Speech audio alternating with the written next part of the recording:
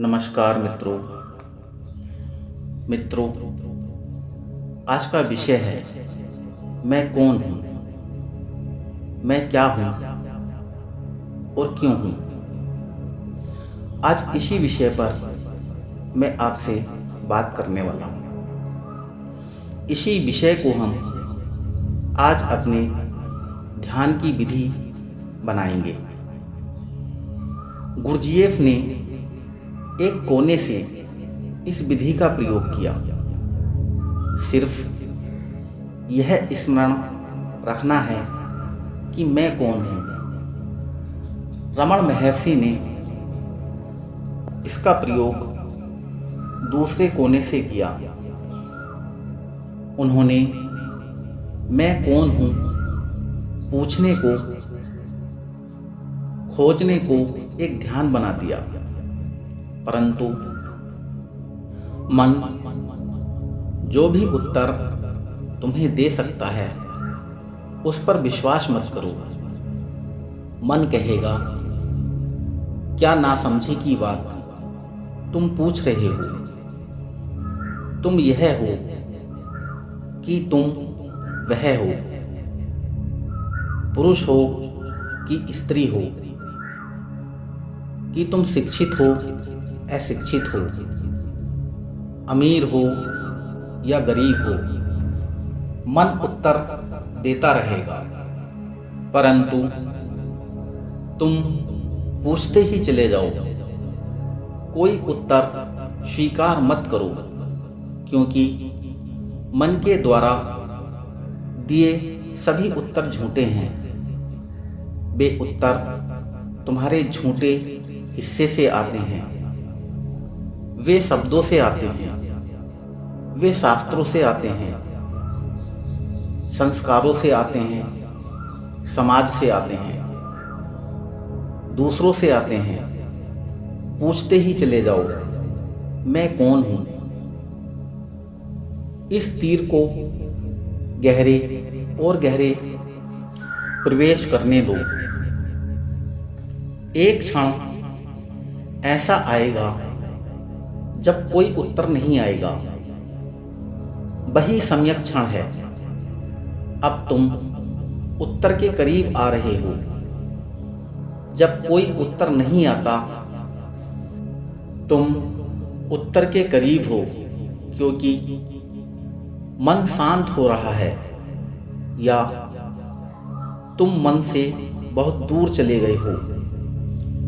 जब कोई उत्तर नहीं होगा और तुम्हारे चारों ओर एक शून्य निर्मित हो जाएगा, तो तुम्हारा प्रश्न पूछना व्यर्थ मालूम होगा। किससे तुम पूछ रहे हो? उत्तर देने वाला अब कोई नहीं रहे। अचानक तुम्हारा प्रश्न पूछना भी बंद हो जाएगा। प्रश्न पूछने के साथ साथ मन का अंतिम अंश भी विलीन हो गया, क्योंकि वह प्रश्न भी मन का हिस्सा ही था। वे उत्तर भी मन के थे और वह प्रश्न भी मन का था। दोनों विलीन हो गए। तो अब तुम हो। इस प्रयोग को करो। तुम यदि लगन से लगे रहे तो हर संभावना है कि यह विधि तुम्हें सत्य की झलक दे जाए, और सत्य ही शाश्वत है। भगवान शिव ने कहा, प्रत्येक वस्तु अनुभूति के द्वारा ही जानी जाती है। अनुभूति के द्वारा ही आत्मा अंतस आकाश में प्रकाशित होती है। उस एक को ही ज्ञाता और ज्ञेय की भांति जानो। जब भी तुम कुछ जानते हो, वह अनुभूति के द्वारा ही जाना जाता है। ज्ञान की क्षमता के द्वारा ही कोई विषय तुम्हारे मन में पहुंचता है।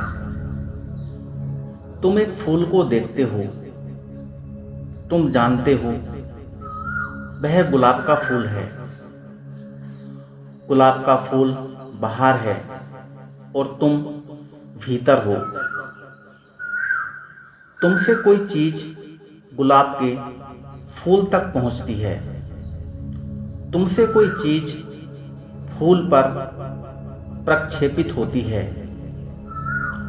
तुम्हारे भीतर से कोई ऊर्जा गति करती है, गुलाब पर आती है, उसका रूप, रंग और गंध ग्रहण करती है और लौटकर तुम्हें खबर देती है कि यह गुलाब का फूल है। सारा ज्ञान जो भी तुम जानते हो, जानने की क्षमता के द्वारा ही तुम पर प्रकट होता है। जानना तुम्हारी क्षमता है। ज्ञान इसी क्षमता के द्वारा अर्जित किया जाता है। लेकिन जानना दो चीजों को प्रकट करता है, ज्ञात और ज्ञाता। जब भी तुम किसी गुलाब के फूल को जानते हो और उस ज्ञाता को, जानने वाले को भूल जाते हो जो जान रहा है, तो तुम्हारा ज्ञान आधा है। इसलिए गुलाब को जानने में तीन चीजें हुई: गुलाब का फूल, ज्ञाता, तुम, और दोनों के बीच का संबंध ज्ञान। तो ज्ञान को तीन बिंदुओं में बांटा जा सकता है: ज्ञाता, और ज्ञान। ज्ञान दो बिंदुओं, विषयों और विषय के बीच सेतु की भांति है। सामान्यतः तुम्हारा ज्ञान केवल ज्ञात को प्रकट करता है।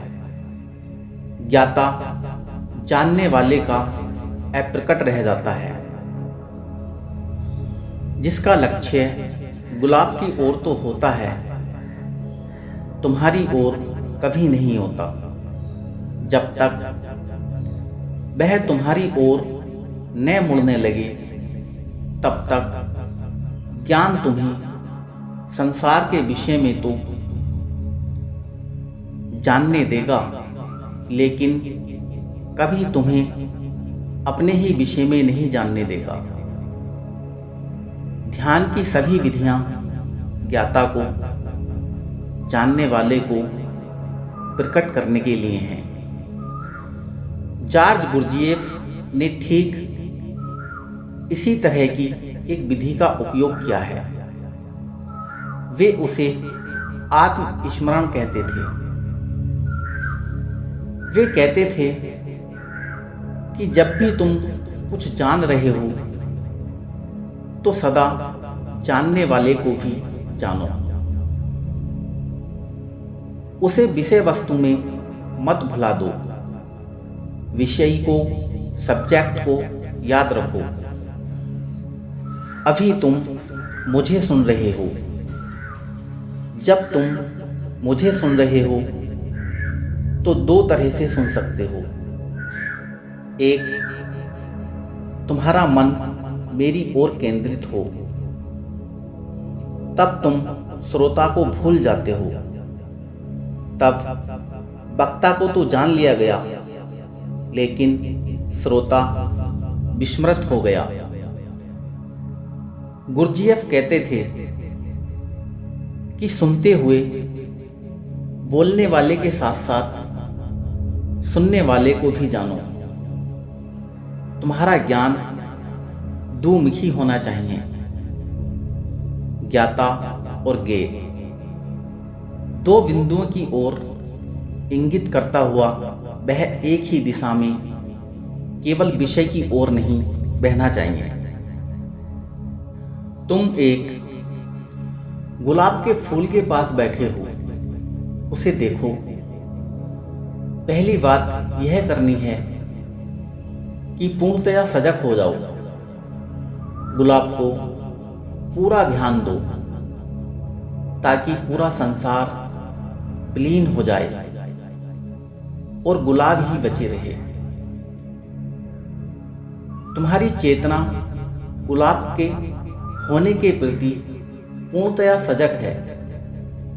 यदि ध्यान पूरा हो तो संसार विलीन हो जाता है,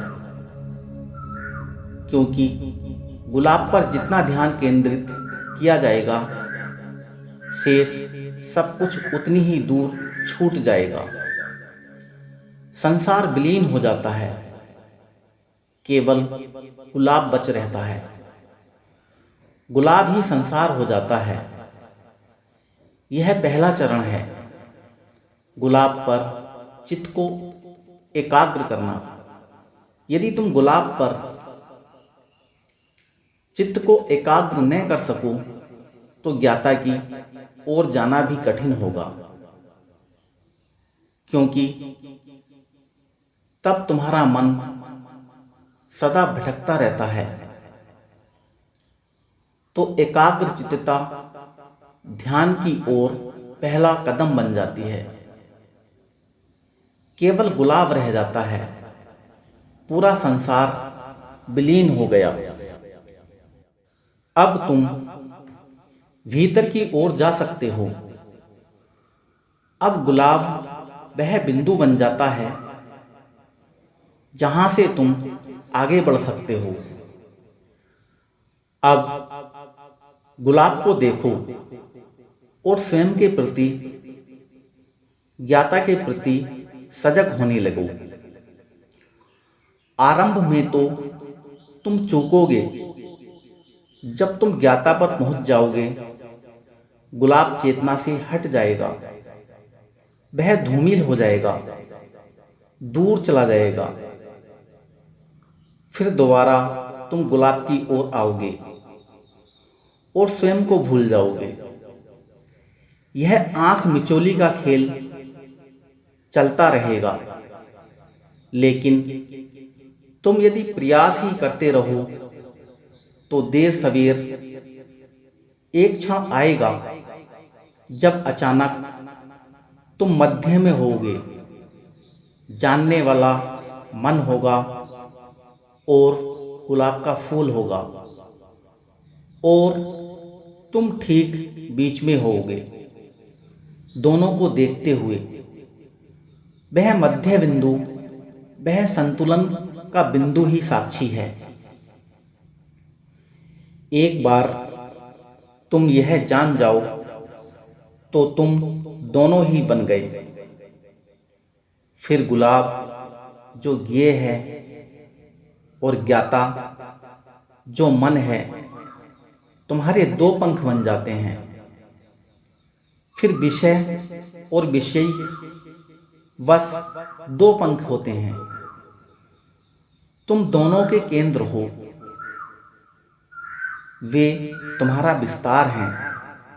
फिर संसार और परमात्मा दोनों ही तुम्हारा विस्तार हैं। तुम स्वयं सत्ता के ठीक केंद्र पर पहुंच गए, और यह केंद्र बस एक साक्षी है।